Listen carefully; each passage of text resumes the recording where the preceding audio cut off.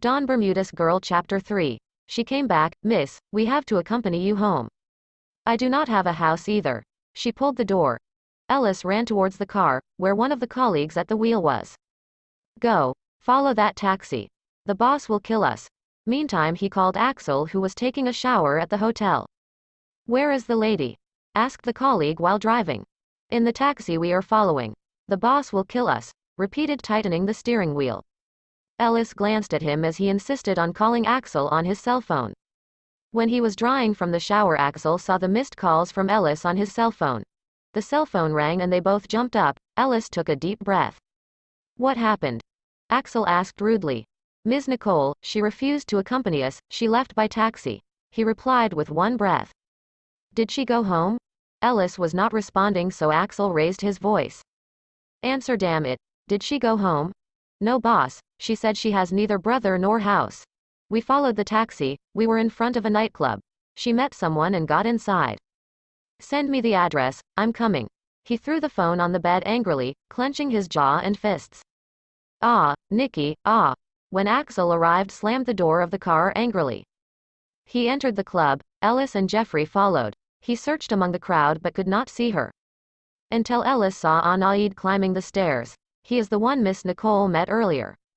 They followed him up the stairs. He stepped into a door.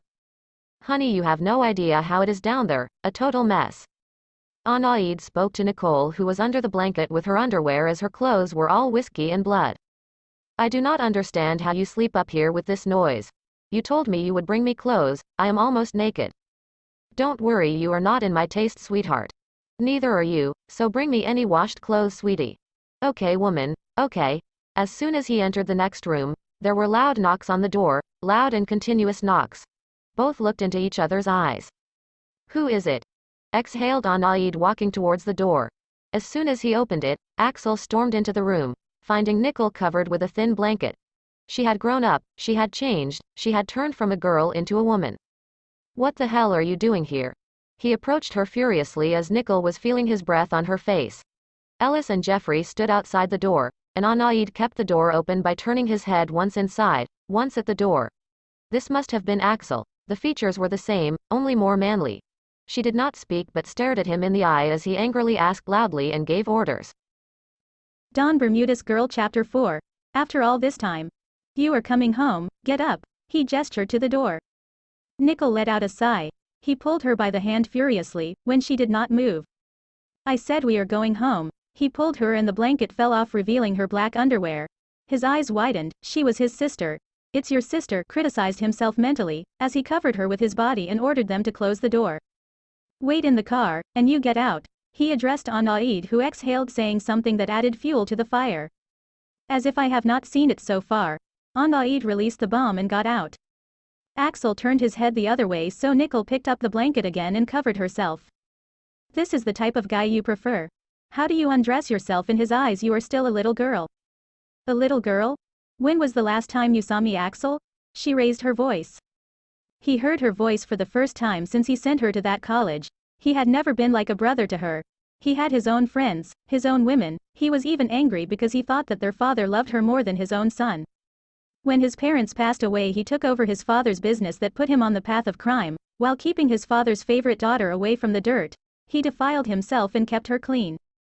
There were people who followed and guarded Nicole from afar. Every week they brought Axel photos of the week, but he had never opened them to see how she grew up every day. You will come home with me. Axel spat in anger. No thanks. I am fine. The once hockey and smiling Axel, who knew only drinking, spending money and women, had changed. He had become serious but at the same time lifeless. He took off the black shirt he was wearing and extended it to Nicole, turning his head to the other side. Put this on.